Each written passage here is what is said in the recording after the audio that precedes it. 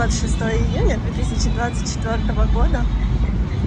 И я приехала в место, в котором прожила большой период своей жизни.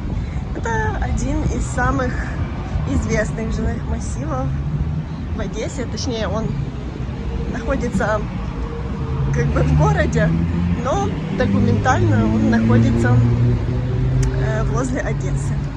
И я хоть с микрофоном, но, наверное, все равно вам будет слышно, как везде работают генераторы.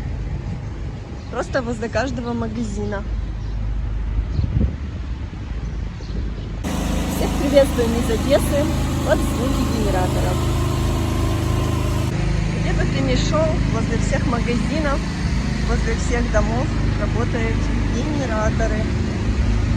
Уже постепенно даже привыкаешь к этому шуму.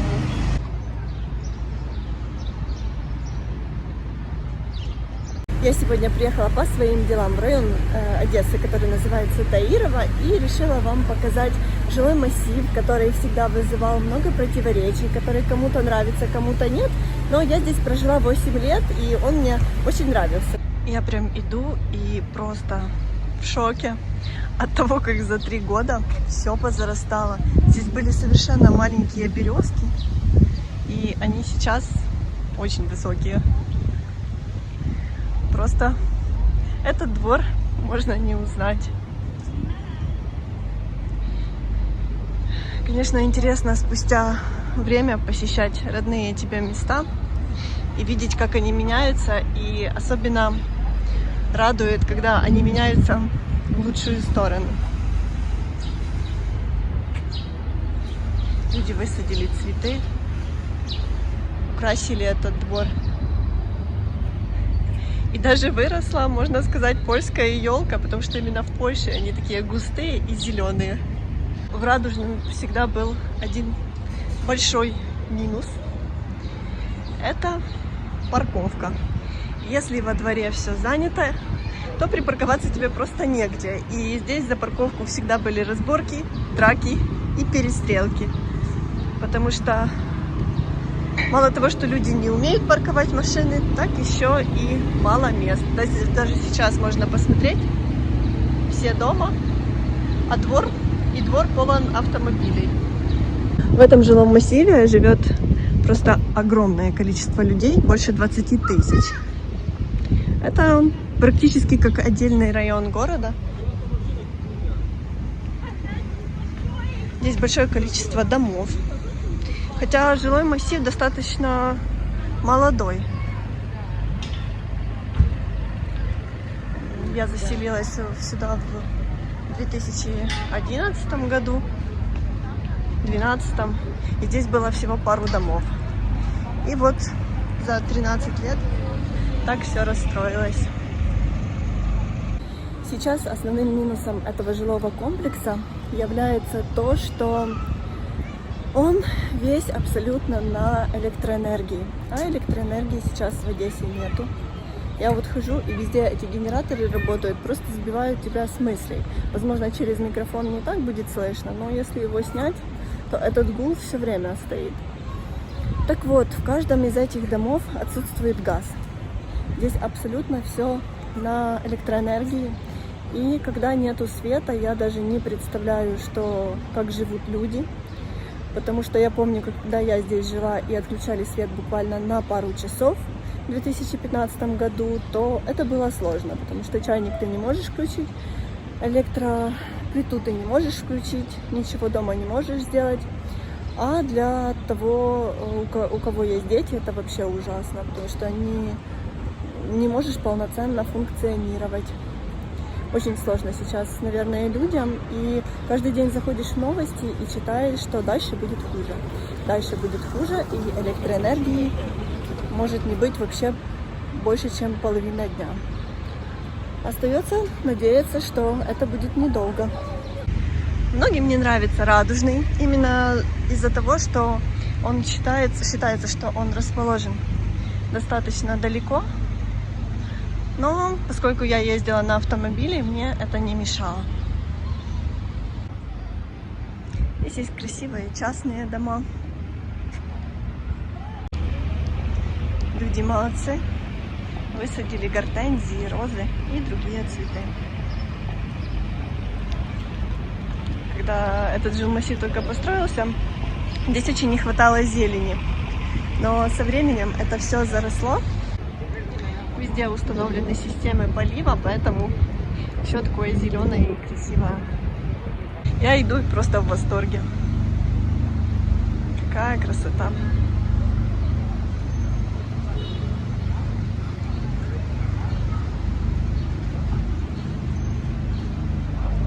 Фрумушика. Здесь этот ресторан уже давно. Есть в Одесской области место Фрумушика Нова, которое советуют посетить. Может, когда-то поедем. Говорят, там очень вкусное вино и еда. Сижу сейчас в родных местах для меня. Вспоминаю это беззаботное время, когда я здесь жила. И кто бы мог подумать, что спустя некоторое количество времени нас ждет такое будущее, и над этим жилым массивом и над всем городом будут летать ракеты. И сейчас, понимаешь, только задумываешься, как жить дальше, что нас ждет дальше. И когда включает свет, становится просто невыносимо, еще когда в этот момент летят ракеты.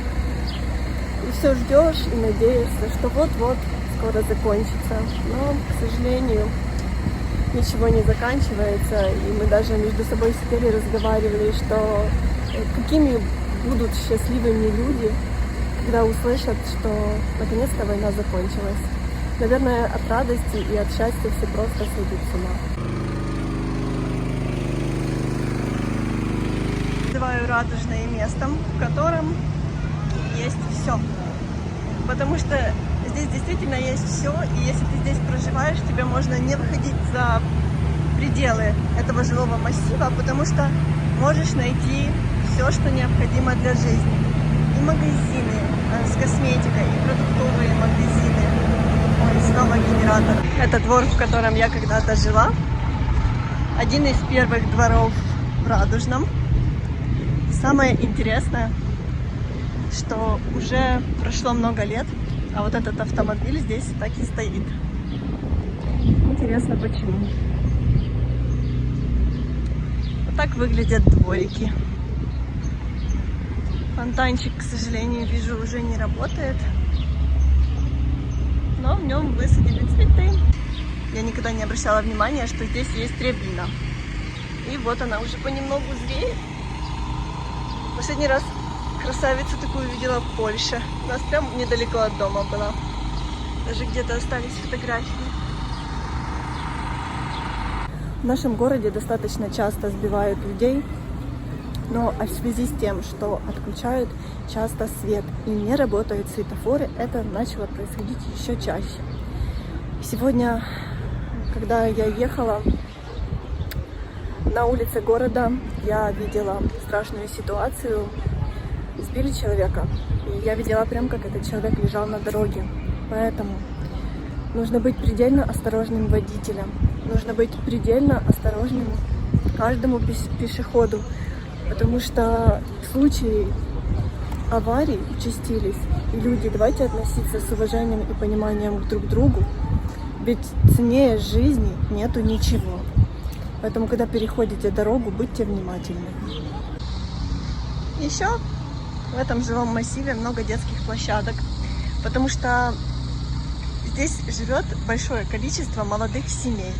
Здесь в свое время были доступными цены на квартиры. И все старались купить хотя бы однокомнатную квартиру в этом районе для жизни. Потому что, в принципе, здесь хорошо. Да, есть слышимость между стенами квартир, но люди к этому привыкают постепенно. В целом здесь очень хорошо. Но и меня безумно радовало, что не выходя за пределы района, можно было купить все, что тебе необходимо. Или даже сходить на прием к врачу, сдать анализы, отвезти ребенка в детский сад, купить продукты, одежду, сходить в салон красоты, на маникюр, на прическу. Здесь это все можно сделать. Вот есть люди, которых можно назвать созидателями. Они делают этот мир лучше, этот город лучше, свои дома лучше. И посмотрите, здесь всегда возле этого дома уже больше 10 лет красиво. Видно, что человек или люди, которые высаживают эти цветы, украшают этот палисадник фигурками, делают это от чистого сердца и от всей души. Наверное, если вы давно не были в этом жилом массиве, то вы будете приятно удивлены, потому что, несмотря на войну, за годы войны он стал только лучше.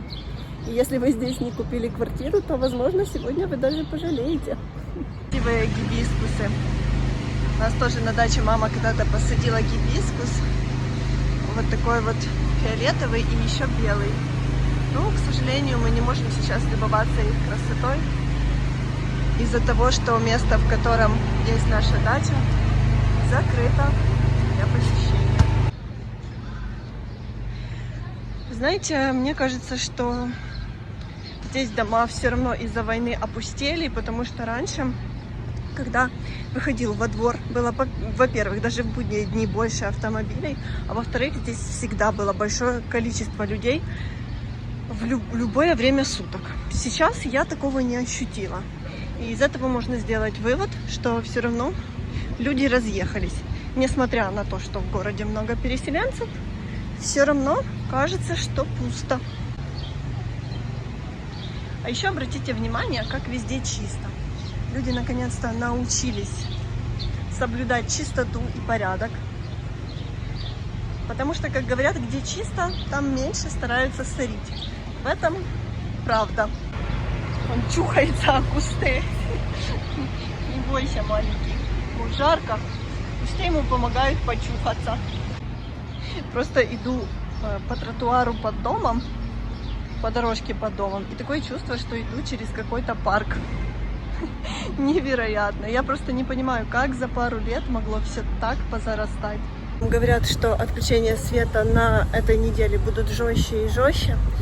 И генераторы работают на износ, плюс на улице жара. Поэтому они перегреваются. И нужно стараться, чтобы вы, ваши детки, не находились вблизи генераторов, потому что они даже могут взрываться. Это очень опасно. Можно получить травмы. Поэтому старайтесь держаться от них подальше. Я здесь нашла просто маленькое поле лаванды. Иду и думаю, что так пахнет? Что так приятно пахнет? А это лаванда. Такой одесский прованс. Даже стадион есть, на котором дети могут отдыхать. Все продумано. Говорю же, что здесь есть все. Здесь написано «Маяк всегда помогает найти верный путь». Красивое выражение.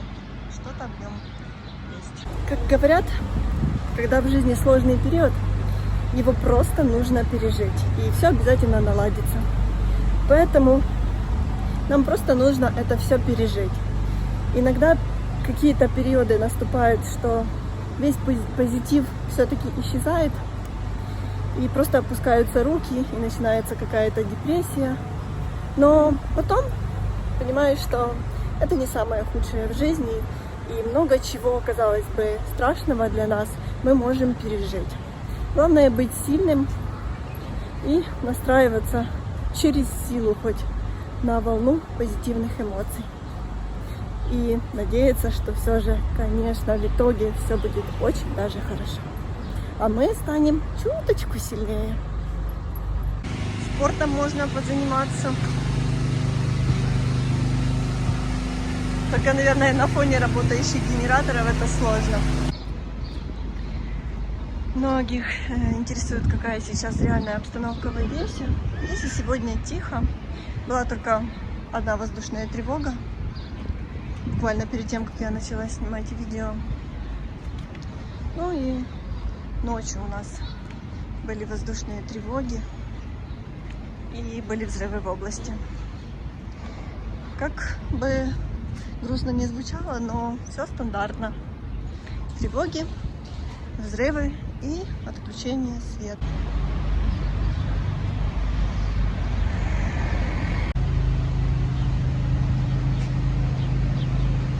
А вот и белый гибискус, за который я говорила. И что меня тоже удивляет, только конец июня, а эти кусты тоже цветут. У нас это всегда было начало августа на даче. Наверное, так меняется климат, что все цветы цветут в июне. Наши дорогие зрители, спасибо, что вы остаетесь с нами. Спасибо за всю поддержку, за все комментарии, что вы для нас пишете. Я надеюсь, вам понравилась сегодня наша прогулка, и вам было интересно посмотреть, как выглядят большие жилые массивы в Одессе. Всем желаем хорошего дня, берегите себя, берегите своих близких. Все трудности мы переживем. До встречи в следующем видео.